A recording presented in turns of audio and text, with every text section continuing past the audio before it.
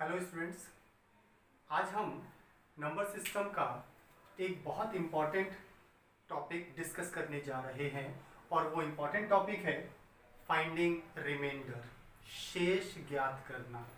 इस टॉपिक से related questions कई बार एग्जाम्स में पूछे गए हैं और एसएससी के लिए SSC 10+2, SSC CGL, pre and mains दोनों ही कॉन्सेप्ट्स में, इसके अलावा TET, CTET and UP TET के एग्जाम्स में भी इसके क्वेश्चन पूछे गए, इवन रेलवे के एग्जाम में भी इसके क्वेश्चंस आते हैं, इसलिए हमारे लिए काफ़ी इंपॉर्टेंट टॉपिक हो जाता है। ओके, नंबर सिस्टम चैप्टर का सबसे इंपॉर्टेंट जो टॉपिक है वो हमारा फाइंडिंग रिमाइंडर है। यहाँ से एग्जाम में हर बार ऑलमोस्ट एक क्वेश्चन बनता है। चलिए स्टार्ट करते हैं। फाइंडिंग रिमाइंडर के रिगार्डिंग बहुत सारे टाइप के क्वेश्चंस हैं जहाँ से हमारे क्वेश्चंस पूछे जाते हैं, उनको एक एक करके स्टेप बाय स्टेप हम सीखते चलेंगे। ओके, चलिए पहला कॉन्सेप्ट लेते हैं। पहला कौन सा कॉन्सेप्ट है जहां से क्वेश्चन बनता है? वो एक स्पेसिफिक टाइप का कॉन्सेप्ट है।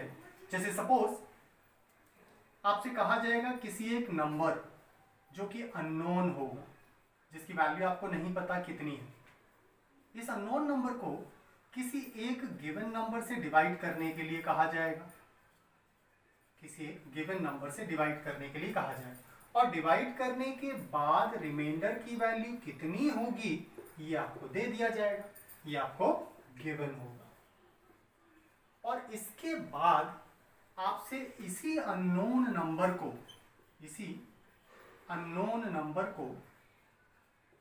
किसी एक दूसरे नंबर से डिवाइड करने के लिए कहा जाएगा, अनदर गिवन नंबर, और डिवाइड करने पर रिमाइंडर कितना आएगा ये आइडेंटिफाई करने के लिए आपसे कहा जाएगा। ये एक स्पेसिफिक फॉर्मेट है जहां से एग्जाम में क्वेश्चन कई बार पूछा भी गया है। किसी एक अननोन नंबर को किसी गिवन नंबर से डिवाइड करने पर रिमाइंडर कितना होगा ये आपको दिया जाएगा, फिर इसी अननोन नंबर को किसी दूसरे गिवन नंबर से डिवाइड करने पर रिमाइंडर कितना आता है ये आपसे पूछा जाएगा। चलिए फॉर एग्जाम्पल लेते हैं। मान लिया आपसे कहा गया तो किसी भी नंबर को 57 से डिवाइड करने के लिए कहा गया, नंबर की वैल्यू हमें नहीं पता कितनी है। अगर हमें नंबर नहीं पता है तो 57 से डिवाइड करने की कंडीशन हमारे लिए ऐसे सेटिस्फाई करना मुश्किल हो जाएगा। तो यहाँ एक स्पेसिफिक कंडीशन होने पर ही हम इस रिमाइंडर को आइडेंटिफाई कर पाएंगे डायरेक्टली, और वो क्या है? पहली कंडीशन है कि जिस नंबर को पहले डिवाइड किया गया था उसी नंबर को सेकेंड टाइम भी डिवाइड किया जाना चाहिए। एंड सेकेंड कंडीशन है कि जिस नंबर से पहले डिवाइड किया गया था, डेट मीन्स डिविजर, जिस नंबर से डिवाइड किया था डिविजर, भाजक, वो डिविजर बाद वाले डिविजर से कंप्लीटली डिवाइड होना चाहिए। डेट मीन्स 18 से 57 अगर कंप्लीटली डिवाइड होता है तब तो हम इस रिमाइंडर को आइडेंटिफाई कर पाएंगे, अदरवाइज इस रिमाइंडर को फाइंड करना पॉसिबल नहीं हो पाएगा, क्योंकि ऐसे में बहुत सारे पॉसिबल रिमाइंडर्स हो जाएंगे, एग्जैक्ट रिमाइंडर की वैल्यू नहीं आएगी। अगर पहले वाला डिविजर बाद वाले डिविजर से कंप्लीटली डिविजिबल है तब ऐसे केस में तो रिमाइंडर बताया जा सकता है, लेकिन अगर इससे ये कंप्लीटली डिविजिबल नहीं है, इससे पूर्णतः विभाजित नहीं है, तो फिर हम ये रिमाइंडर आइडेंटिफाई नहीं कर पाएंगे। तो 18 की टेबल में 57 आता है क्या? 18 1 18, 2 36, 3 54, 4 72, दैट मींस 57 18 की टेबल में नहीं आता। अगर 18 की टेबल में 57 नहीं आता है तो फिर इसके रिमाइंडर को आइडेंटिफाई नहीं किया जा सकता। दैट मींस 18 से 57 ये अगर कंप्लीटली डिविजिबल नहीं है तो रिमाइंडर फाइंड नहीं किया जा सकता। इट मींस इसका रिमाइंडर नहीं निकाला जा सकता, can not determine, can't determine, हम इसका रिमाइंडर नहीं बता पाएंगे। कंडीशन बन जाती है सी एंड डी की, कैन नॉट डिटरमाइन। क्लियर? लेकिन अगर पहले वाला डिविजर बाद वाले डिविजर से कंप्लीटली डिवाइड होता तो हम इस रिमाइंडर को आइडेंटिफाई कर सकते थे। चलिए सेकंड पार्ट के लिए देखते हैं। सेकंड पार्ट के लिए क्वेश्चन का स्टेटमेंट ये है, किसी नंबर को 57 से डिवाइड करने पर रिमाइंडर की वैल्यू 43 आती है, तो इसी नंबर को अगर हम 19 से डिवाइड करें तो रिमाइंडर कितना होगा, that you have to identify. अब हमें 19 से डिवाइड करके रिमाइंडर आइडेंटिफाई करना है, तो 19 से डिवाइड करने पर रिमाइंडर निकलेगा या नहीं निकल सकता है, इसके लिए भी कंडीशन सेम है। फर्स्ट, जिस नंबर को डिवाइड करना है दोनों कंडीशन में सेम है। सेकंड, जिस डिविजर से हम बाद वाले नंबर को डिवाइड कर रहे हैं, दैट मींस 19 से पहले वाला डिविजर कंप्लीटली डिवाइड होना चाहिए। तो 19 की टेबल में 57 आता है क्या? यस आता है, 19 3 57। इसका मतलब 19 की टेबल में अगर ये नंबर आ रहा है, इससे कंप्लीटली डिविजिबल है, तो दैट मीन्स इसके रिमाइंडर की वैल्यू को आइडेंटिफाई किया जा सकता है। तो फिर ये रिमाइंडर होगा कितना? इस रिमाइंडर को आइडेंटिफाई करने के लिए जो पहले का रिमाइंडर आपको दिया था 43, उसे इस डिविजर से डिवाइड कर दीजिए। दैट मीन्स 19 से 43 को डिवाइड कीजिए। 19 2 जा 38, so remainder will be 5, that is remainder. It means इस कंडीशन में रिमाइंडर की वैल्यू हमारी हो जाती है 5।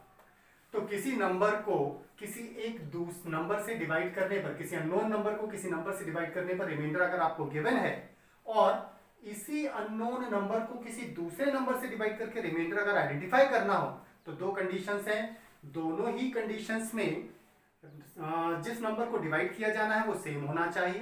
एंड सेकंड कंडीशन है कि जिस नंबर से डिवाइड करके रिमाइंडर पूछा गया है, इससे पहले वाला डिविजर कंप्लीटली डिवाइड होने पर ही रिमाइंडर बताया जा सकता है, अदरवाइज रिमाइंडर नहीं निकाल सकते। Clear students? That was the first part, first type of format जिसके क्वेश्चंस एग्जाम में अक्सर पूछे भी जाते हैं। क्लियर? चलिए अब सेकंड फॉर्मेट की तरफ मूव करते हैं। फाइंडिंग रिमाइंडर में सेकंड कॉन्सेप्ट है फाइंडिंग सक्सेसिव रिमाइंडर, क्रमागत उत्तरोत्तर शेष ज्ञात करना। उत्तरोत्तर शेष ज्ञात करने के रिगार्डिंग जो क्वेश्चन का फॉर्मेट बनता है वो कुछ ऐसा होता है जिसमें सपोज आपसे कहा जाएगा लेट किसी एक स्पेसिफिक नंबर को लेट 5 से डिवाइड करने पर रिमाइंडर 3 आता है, 8 से डिवाइड करने पर रिमाइंडर 2 आता है, जबकि 6 से डिवाइड करने पर रिमाइंडर की वैल्यू 1।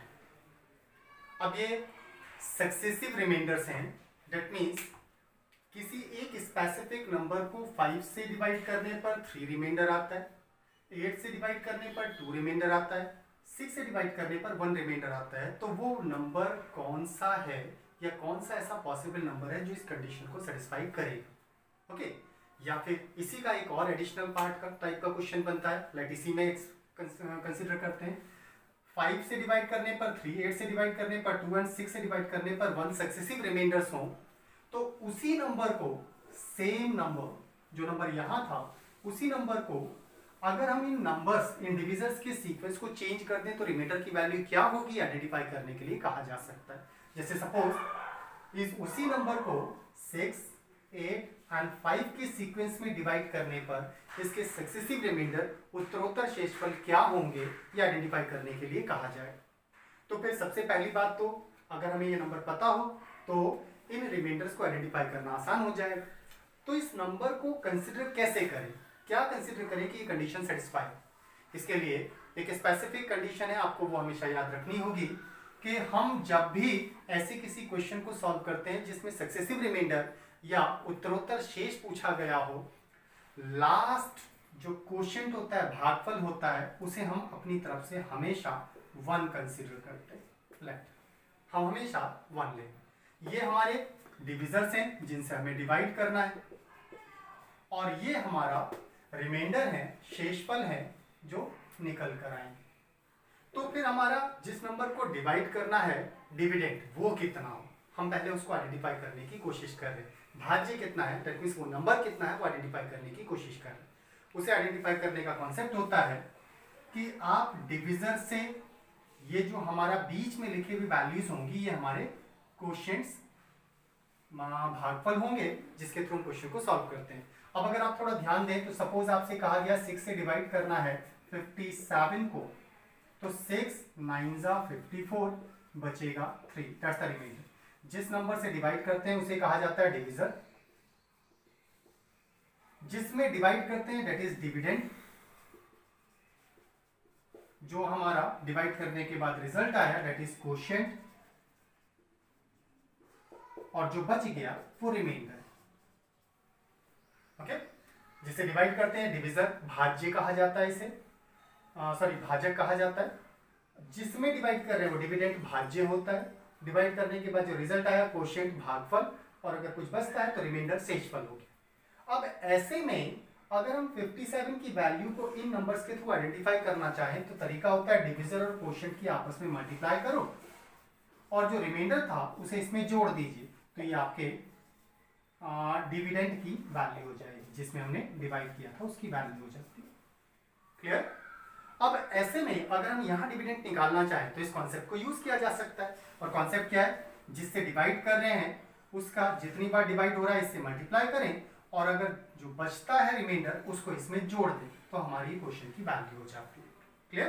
तो 6 1 6 प्लस 1 दैट इज 7। इसी प्रोसेस को आगे ऊपर की तरफ बढ़ाते चलेंगे। अब 8 से 7 का मल्टीप्लाई करते हैं, जो आएगा उसमें इसको जोड़ देंगे तो हमारी ये वैल्यू हो जाती है। तो 8 7 56 प्लस 2 58 दैट इज। ठीक है, इससे ऊपर वाली वैल्यू को अगर आइडेंटिफाई करना चाहें तो इन दोनों की मल्टीप्लाई करके इसको जोड़ देंगे, दैट मींस 5 और 58 का मल्टीप्लाई करके 3 इसमें जोड़ देंगे, ये वैल्यू हो जाएगी। तो 5 8 जा 40 प्लस 3 43 कैरी 4, 5 5 जा 25 एंड 4 29। दैट मींस वो लीस्ट पॉसिबल नंबर 293 है जो इस कंडीशन को सेटिस्फाई कर रहा है। ओके, अगर हमसे नंबर पूछा जाए तो 293 हो गया। लेकिन अगर इसके डिविजर्स का सीक्वेंस चेंज करके हमसे उत्तरोत्तर भाग शेषफल पूछा जाए, इट मींस सक्सेसिव रिमाइंडर्स पूछा जाए, तो फिर इसी नंबर को अब हम डिवाइड करते चलेंगे। अब पहले हमें किस 6 से डिवाइड करना, तो 6 से डिवाइड करते हैं। 6 4 जा 24, 5 3 53, 6 8 जा 48। रिमाइंडर कितना बचा? 5। रिमाइंडर को हम यहाँ लिखेंगे, दैट्स द रिमाइंडर। अब 8 से डिवाइड करते हैं। 8 6 जा 48, रिमाइंडर कितना बचा? 0। और 5 से डिवाइड करते हैं। 5 1 जा 5, रिमाइंडर कितना बचा? 1। इट मींस ये हमारे सक्सेसिव रिमाइंडर्स हो जाएंगे, सक्सेसिव रिमाइंडर, उत्तरोत्तर शेषफल हो जाएंगे। इट मींस 6 8 और 5 के सीक्वेंस में डिवाइड करने पर सक्सेसिव रिमाइंडर्स 5 0 एंड 1 होंगे। Clear students. इस फॉर्मेट का क्वेश्चन भी एग्जाम में पूछा जाता है, इसलिए ये भी एक इंपॉर्टेंट कॉन्सेप्ट है। क्लियर। चलिए अब अगला कॉन्सेप्ट देखते हैं। Next concept of finding remainder. शेषफल ज्ञात करने के संबंध में अब अगले प्रकार के फॉर्मेट के बारे में डिस्कस करते हैं। अब अगला नेक्स्ट फॉर्मेट क्या है उसके बारे में डिस्कस करने जा रहे हैं।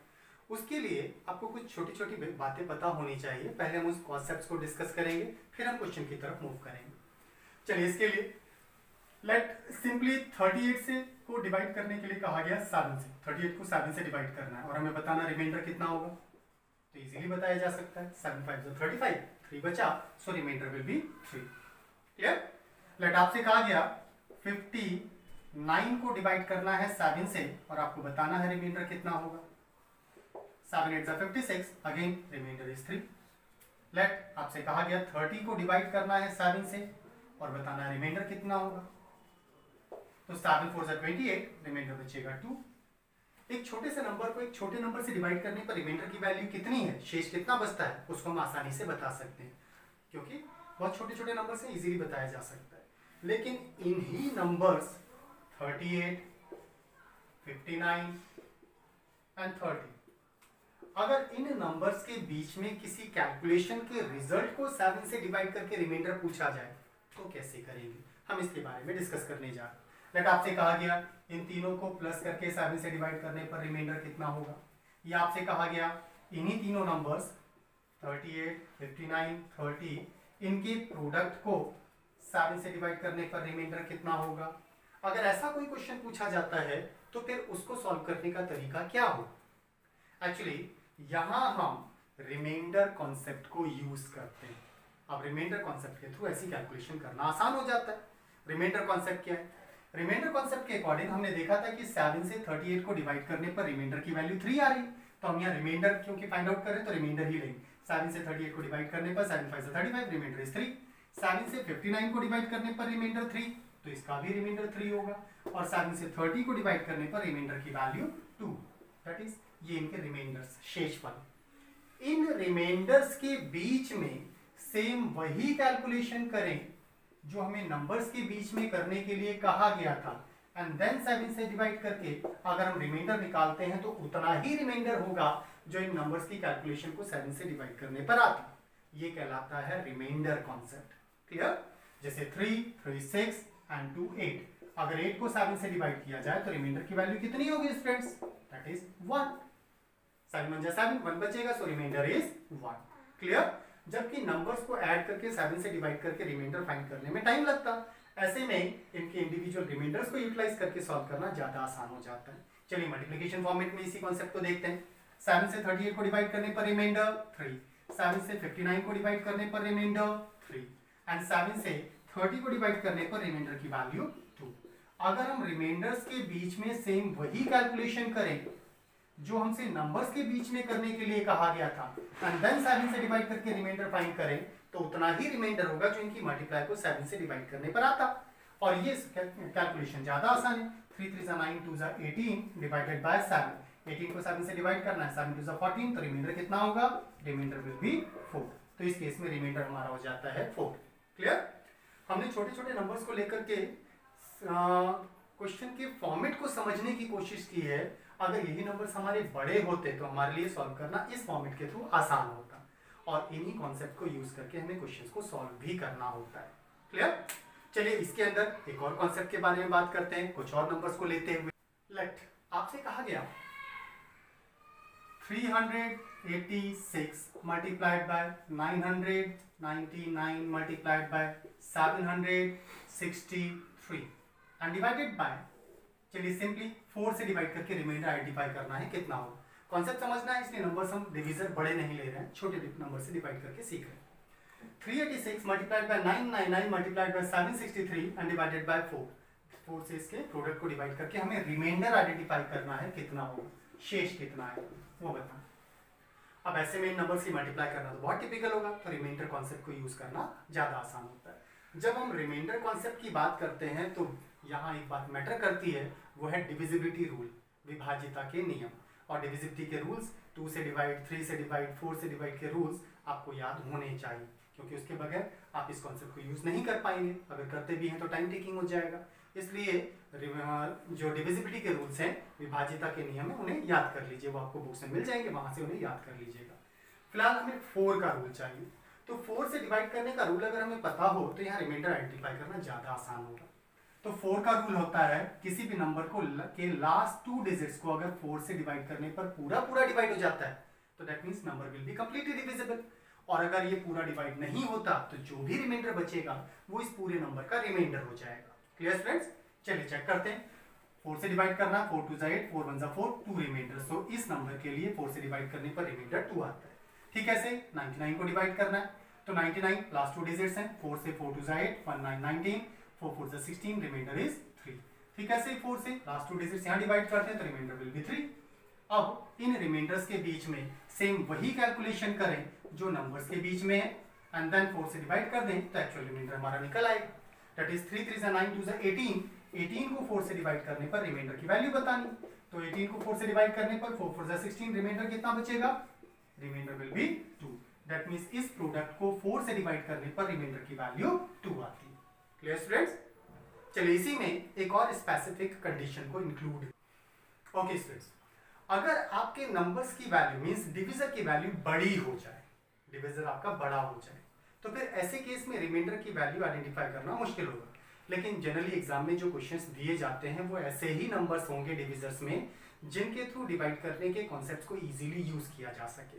ओके, क्योंकि हमें कॉन्सेप्ट सीखना है इसलिए हम बड़े नंबर्स ऐसे ले रहे हैं जिनके थ्रू डिवाइड करना आसान। चलिए स्टार्ट करते हैं। लेट आपसे कहा गया 999 multiplied by 777 multiplied bye 4 4 and 5। इस पूरे प्रोडक्ट को डिवाइड करना है लेट 25 से और हमें बताना है रिमाइंडर की वैल्यू कितनी आई। What's the remainder? तो रिमाइंडर आइडेंटिफाई करना। तो 999 multiplied by 777 multiplied by 444 and divided by 25। इस प्रोडक्ट को डिवाइड करना है 25 से और बताना है रिमाइंडर कितना आएगा। अब 25 का रूल, तो 25 का रूल होता है अगेन लास्ट 2 डिजिट्स। अगर लास्ट 2 डिजिट्स 25 से कंप्लीटली डिविजिबल हैं या लास्ट 2 डिजिट्स डबल जीरो हैं, that means number will be completely divisible. Otherwise जो भी बचेगा वो पूरे नंबर का रिमाइंडर हो जाएगा। तो 25 से लास्ट 2 डिजिट को अगर डिवाइड करते हैं तो 25 3 से 75 बचेगा 24। 25 से यहाँ डिवाइड करते हैं 2 से 50, 3 से 75 बचेगा यहाँ 2 रिमाइंडर। यहाँ डिवाइड करते हैं 25 से 25, 2 से 50 ज्यादा हो रहा है तो रिमाइंडर बचेगा हमारा 20। These are the remainders. लेकिन अब देखें तो नंबर्स एक्चुअली बड़े हो गए, रिमाइंडर्स की वैल्यूज बड़ी हो गई। रिमाइंडर्स बड़े हो जाने पर इनके बीच में अभी फिलहाल तो आपको नंबर्स आसान दिखाई दे रहे हैं, मे भी आसानी से आप इनकी मल्टीप्लाई कर लेंगे, लेकिन अगर ये नंबर्स टिपिकल होते तो फिर इनके बीच में कैलकुलेशन करना मुश्किल होता। ऐसे केस में हम एक और कॉन्सेप्ट यूज करते हैं, वो है नेगेटिव रिमाइंडर का कॉन्सेप्ट। एक्चुअल में नेगेटिव रिमाइंडर एग्जिस्ट नहीं करता है।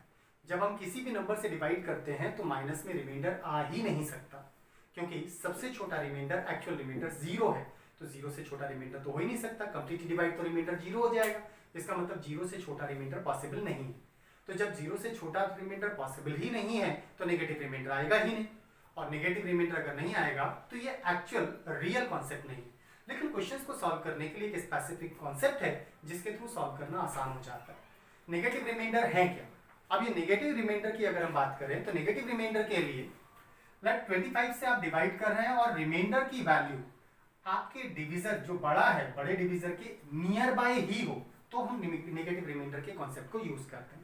तो 25 से 24 को डिवाइड करना है, तो डिवाइड करने पर एक्चुअली डिवाइड तो होगा ही नहीं, वो नंबर तो छोटा है, तो फिर क्या करें? तब हम ऐसे केस में जब हमारे डिविजर के नियर बाय का ही रिमाइंडर हो तो 25 डिविजर में से इस रिमाइंडर को माइनस कर दीजिए। तो 25 में से 24 माइनस करेंगे 1, यही इसका नेगेटिव रिमाइंडर हो जाता है। लेकिन ऐसा करना कहाँ है? जब हमारे रिमाइंडर की वैल्यू डिविजर के नियर बाय हो। छोटे रिमाइंडर में हम ऐसा नहीं करेंगे, अदरवाइज नंबर बड़ा हो जाए। ओके, जैसे ये रिमाइंडर ये भी बड़ा है और इसी के नियर बाय, तो यहाँ भी नेगेटिव रिमाइंडर का कॉन्सेप्ट यूज किया जाएगा। 25 से इसको क्योंकि छोटा है माइनस किया, तो माइनस करने पर कितना आएगा? 5, ये इसका नेगेटिव रिमाइंडर हो गया। अब नेगेटिव रिमाइंडर्स की वैल्यू क्योंकि अब बहुत बड़ी नहीं छोटी है, तो इसका मतलब इनके बीच में कैलकुलेशन आसानी से किया जा सकता है। पहले साइन की मल्टीप्लाई तो माइनस माइनस प्लस हो जाएगा, एंड 5 2 10 डिवाइडेड बाय 25। जब मल्टीप्लाई में आने वाला प्रोडक्ट पॉजिटिव हो तो अब जो भी रिमाइंडर निकल के आएगा वो एक्चुअल रिमाइंडर हो जाएगा। तो 25 से 10 को डिवाइड करना है, क्योंकि छोटा नंबर है तो डिवाइड तो होगा ही नहीं, दैट मींस यही इसका रिमाइंडर। सो रिमाइंडर की वैल्यू हो जाती है 10, दैट्स योर रिमाइंडर। क्लियर? अगला कॉन्सेप्ट देखते हैं। अगर आपको दिए जाने वाले numbers suppose 673 multiplied by 498 multiplied by 547, ये नंबर्स हैं जिनकी मल्टीप्लाई को लेट अगेन 25 से डिवाइड करके आपको रिमाइंडर की वैल्यू आइडेंटिफाई करनी है कितना हो, इसमें बताना है रिमाइंडर कितना हो। अब ऐसे में 25 का फिर से हमने रूल लिया है, तो 25 का रूल होता है लास्ट 2 डिजिट, अगर कंप्लीटली डिवाइड तो रिमाइंडर 0, और अगर कुछ बचता है तो वो पूरे नंबर का रिमाइंडर हो जाएगा। तो 25 से 25 2 50, 3 75 ज्यादा हो गया, तो 2 50, it means remainder will be 23। 25 से 98 को लास्ट 2 डिजिट्स को डिवाइड कर रहे हैं, तो 25 3 75 बचेगा हमारे पास 23। 25 से 47 को डिवाइड कर रहे हैं, तो 25 से 47 को डिवाइड करने पर 2 50 ज्यादा हो गया, that means remainder will be 22। अब अगर आप ध्यान दें तो रिमाइंडर्स की वैल्यू हमारे पास 23, 23, 22, रिमाइंडर्स के बीच में मल्टीप्लाई के थ्रू 25 से डिवाइड करने पर उतना ही रिमाइंडर आएगा जितना नंबर्स को 25 से डिवाइड करने पर आता। नाउ 23, 23, 22 बहुत बड़े नंबर्स हैं, इनकी मल्टीप्लाई करने में बहुत टाइम लगेगा। तो ऐसे में क्योंकि रिमाइंडर्स बड़े डिविजर के नियर बाय के ही डिविजर रिमाइंडर्स हैं, शेष इसी के आसपास के हैं, तो ऐसे में हम नेगेटिव रिमाइंडर के कॉन्सेप्ट को यूज करते हैं। क्या है नेगेटिव रिमाइंडर कॉन्सेप्ट? अभी आपने देखा था, जब हमारा रिमाइंडर एक बड़े डिविजर के नियर बाय ही हो तब हम इसमें से इसे माइनस करते हैं, तो 25 - 23 is 2, और यही हमारा नेगेटिव रिमाइंडर होता है।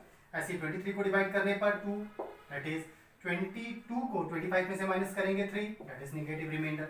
सबसे पहले हमें क्या करना होता है? साइन की multiply, minus minus plus, minus minus तो माइनस आया, 2 2 4, 3 12 डिवाइडेड बाय 25।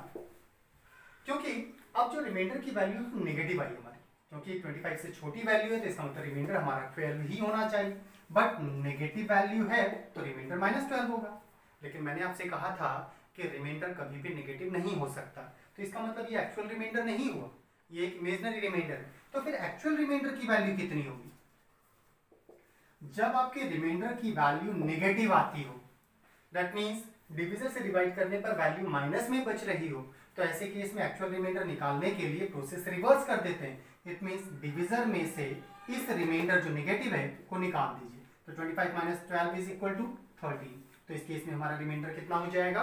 13। इट मीन्स 673, 498, 547 के प्रोडक्ट को 25 से डिवाइड करने पर रिमाइंडर की वैल्यू 13 आती है। Clear students?